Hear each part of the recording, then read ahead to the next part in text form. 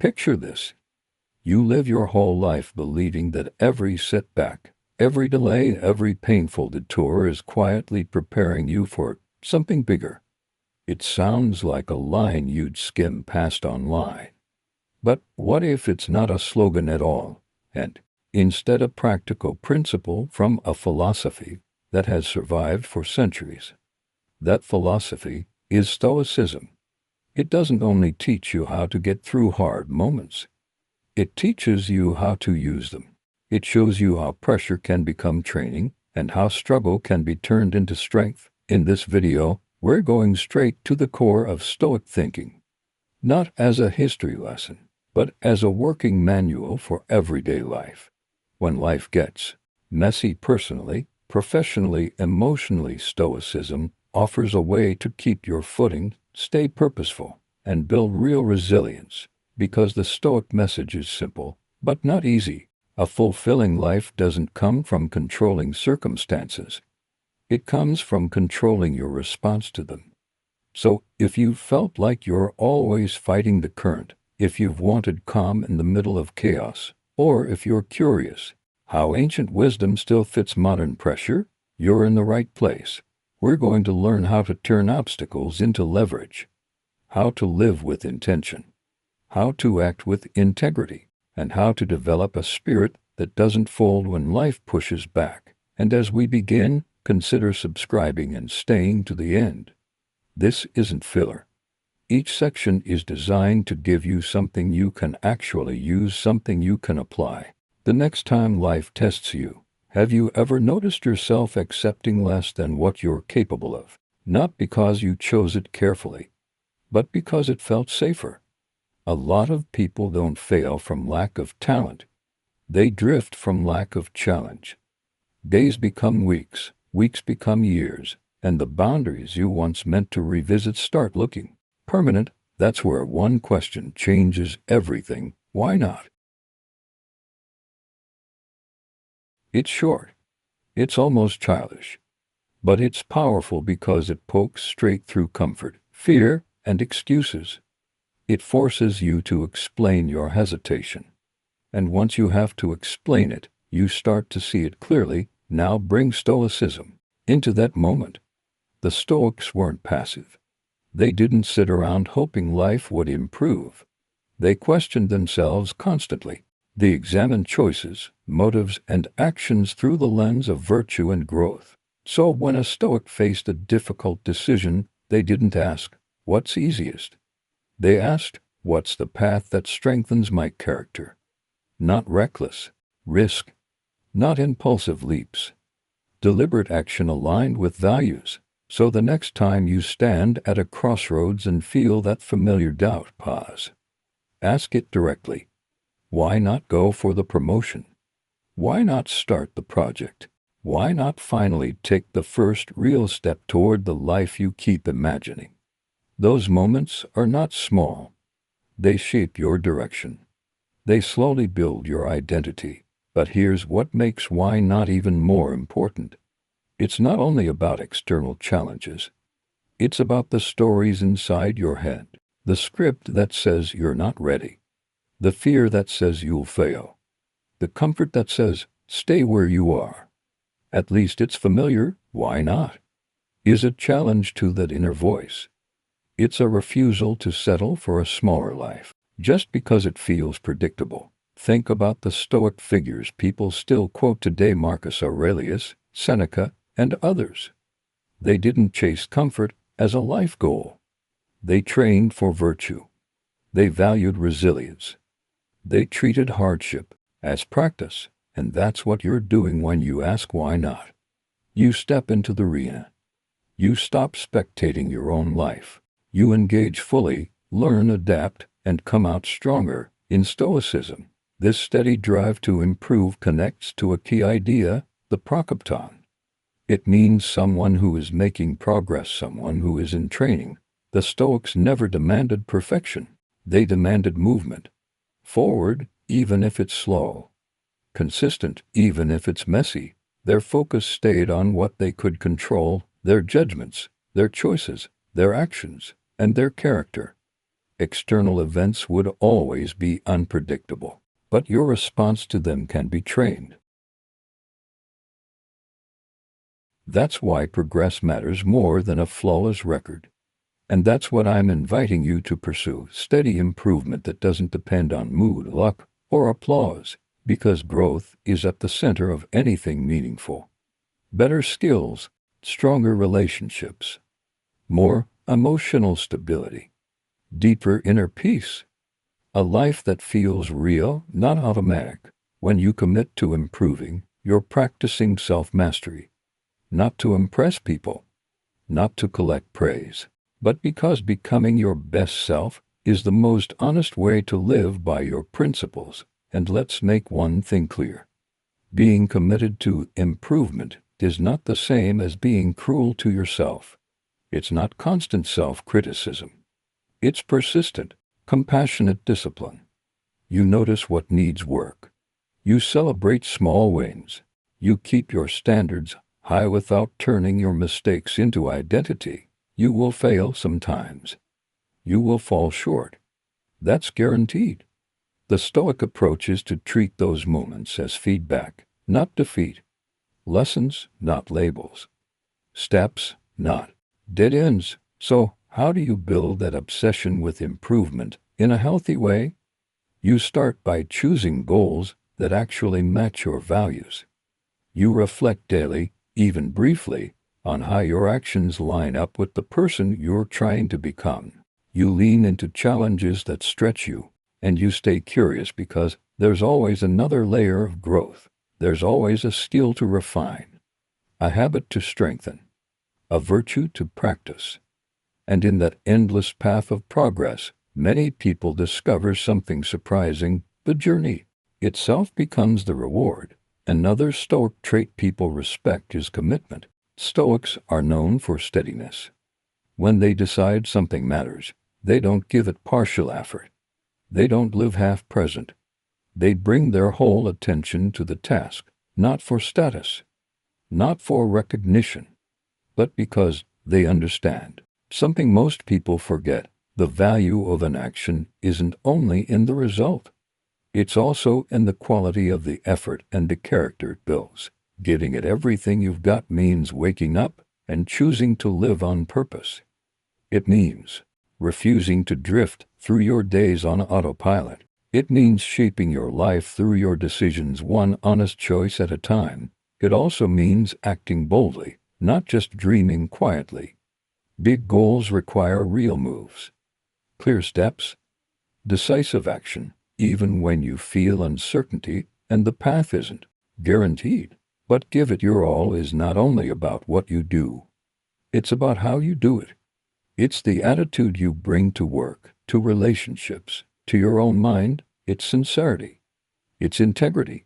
It's being fully there whether you're building something, spending time with people you love, or reflecting on the person you're becoming. And when obstacles show up, as they always do, giving it your all means meeting them with courage, instead of collapsing into excuses. It means using inner strength to keep going, especially when it would be easy to quit. So how do you begin? You identify what truly matters: your values, your deepest priorities, the goals that actually feel like your own. Then you commit to them seriously. Set standards that challenge you, not from guilt, not from fear, but from the desire to live fully and honestly, because this isn't a one-time burst of motivation. It's a lifestyle. It's a daily decision, moment by moment. And when you choose it consistently, you don't just move toward goals, you build a life that feels meaningful on the way there. Now let's talk about staying on your path. The world is full of noise, distractions, temptations, a constant stream of reasons to lose focus. And sometimes the biggest threat to your future isn't failure. It's drifting. This is where the real work happens, continuing forward even when everything around you tries to pull you sideways. Stoics understood distraction.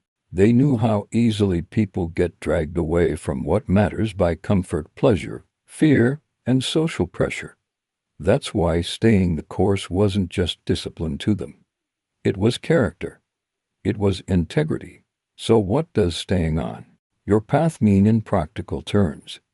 It means knowing your direction, knowing what you stand for, knowing what kind of person you're trying to be. It means navigating by that inner compass, even when things get rough. And here's the important nuance. Staying on your path does not mean being rigid. Life changes. Circumstances shift. You learn new things. A wise person adapts. Stoic steadiness isn't stubbornness. It's alignment. You can adjust your approach without abandoning your values. You can change tactics while keeping the same principles. So, how do you stay aligned? You build self-awareness. You write down what you value. You revisit it often. You use it to make decisions, especially when choices feel emotionally charged. You also practice doing the right thing even when it's inconvenient, even when it's unpopular, and when setbacks appear, you treat them as training opportunities to deepen your resolve, not proof you should quit. Many people grow up hearing the same advice: focus on results, keep your eyes on the prize, and goals do matter. But Stoicism offers a surprising kind of freedom. Release your grip on outcomes. This is one of the most practical Stoic teachings. Some things are up to your effort, your intention, your attitude, your choices. And some things are not timing, luck, other people, the broader system, random events. When you cling to outcomes, you tie your emotional stability to something you can't fully command. That creates anxiety, frustration, and often disappointment, even when you did everything right. Shifting your focus away from outcomes doesn't mean you stop caring. It means you care about the right target. You put your energy into the process, into the work, into the quality of your actions, into showing up with integrity. Imagine what it feels like to do your job with full attention, not because you're begging the world for a reward, but because you believe the work is worth doing. That's Stoic strength, meaning that comes from within, not from external approval. And to be clear, Stoicism doesn't say don't set goals. It says redefine success. Success becomes, did you act with courage? Did you act with honesty? Did you keep your character intact under pressure? Did you learn? Those are achievements that no bad luck can take away. To practice this, start by anchoring your goals and your values. Focus on who you want to become and what you want to do consistently, rather than only what you want to get. When anxiety about results shows up, gently bring your attention back to what you control: your effort, your judgment, your next step. Now consider another Stoic idea that sounds simple but runs deep. You get what you are. Think of your life like a mirror. Not in a mystical way, in a practical psychological way. The state you carry inside tends to shape what you notice, how you interpret events, and how you treat people. If you live full of bitterness, fear, and resentment, those traits leak into your choices. They color conversations. They distort your perception.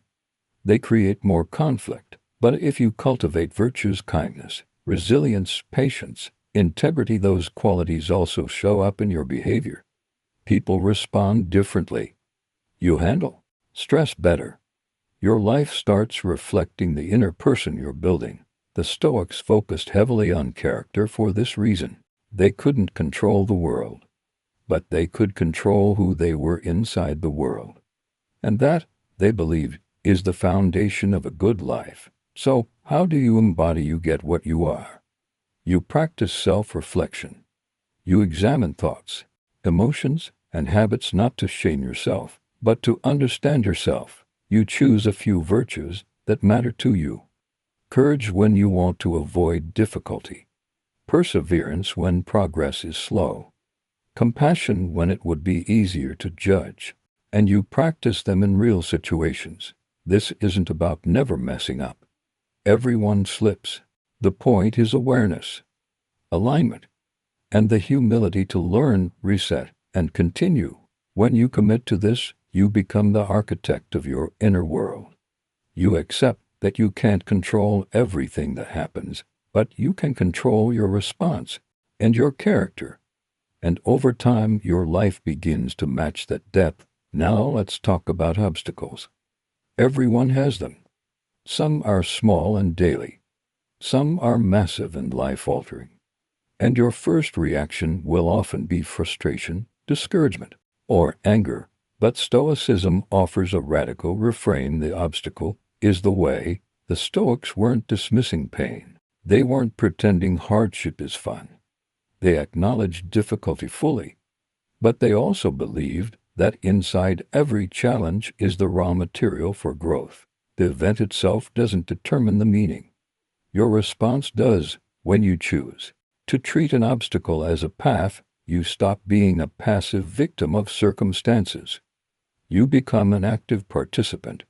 You turn resistance into training. So the next time you hit a wall, pause and ask, what can this teach me? What strength can I build here? What virtue does this moment demand? Instead of letting obstacles drain you, use them to develop resilience, creativity, patience, and persistence, because the most rewarding routes are rarely easy. Steep climbs build strong legs. Hard seasons build strong character. And every barrier you overcome becomes part of the story that proves to you you can handle more than you thought. Often, obstacles also force innovation. They make you rethink. They push you off the obvious path and into new strategies. That's where hidden strengths show up, the ones you didn't know you had until you needed them. And when you adopt this Stoic approach, something else grows too: gratitude. Not for the pain itself, but for what the experience produces in you. Some of the most important lessons are learned only under pressure. Big goals can feel overwhelming. You look at what you want to build or the problems you need to solve, and you think, what difference can my tiny effort make? Stoicism answers with another grounding principle. Do what little you can. Every great achievement is assembled from small actions. Moment by moment. Choice by choice. The Stoics reminded themselves that they don't control the grand outcome. They control what they do right now. This keeps you present. It keeps you moving. It prevents paralysis. So make your large goals smaller.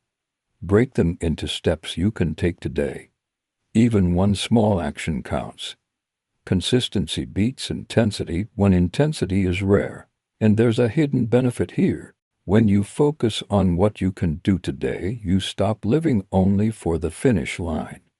You start finding meaning in the process. You become more engaged, more attentive, often more effective, because you're not crushed by the size of the mountain. You're focused on the next foothold. This mindset also builds humility and resilience. You accept that you're not all-powerful, but you also affirm your agency. You become resourceful. You adapt. You keep going even when progress feels slow or invisible. Now let's challenge a modern assumption. Today, success often gets measured by money, titles, status, or follower counts. And if you're not careful, that definition will quietly control your life. Stoicism offers a different standard. True success is character. For the Stoics, a good life meant living in accordance with nature, meaning living rationally, ethically, and in a way that fulfills your role as a human being. Honesty, courage, wisdom, justice, self-control. These qualities mattered more than trophies, and this definition is empowering because it puts success inside your control. You can't always control the economy. You can't control the job market. You can't control whether everyone understands you. But you can control whether you act with integrity today. So how do you redefine success? You start with honest introspection. What do you truly value? What kind of person do you respect? What traits do you want to develop? Then you set goals that match that identity. You aim not only for outcomes, But for qualities you want to build: discipline, patience, courage, clarity. You also learn to respect the process. You celebrate effort, progress, and resilience even when rewards are delayed. Stoic success includes how you handle setbacks, not just how you perform when things are easy. When you stop chasing external validation, something opens up. You get freedom. You focus on what genuinely matters. And many people discover that virtue and meaningful contribution bring deeper satisfaction than any external achievement ever did. Another modern trap is the hunger to be liked. Approval can become addictive. And when you depend on it, you start adjusting yourself to fit everyone's expectations. Stoicism offers a strong antidote. Your worth and your choices should be anchored in your principles, not in the shifting opinions of other people. The Stoics warn that chasing approval can become a form of slavery. You become dependent on judgments you can't control. You hand your peace to the crowd.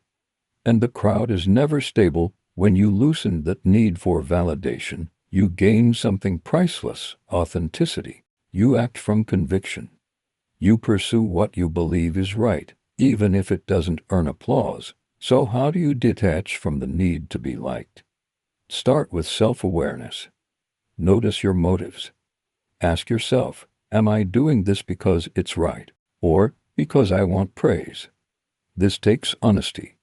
It can be uncomfortable, but it's a necessary step toward a life that feels truly yours. Next, build confidence in your own judgment.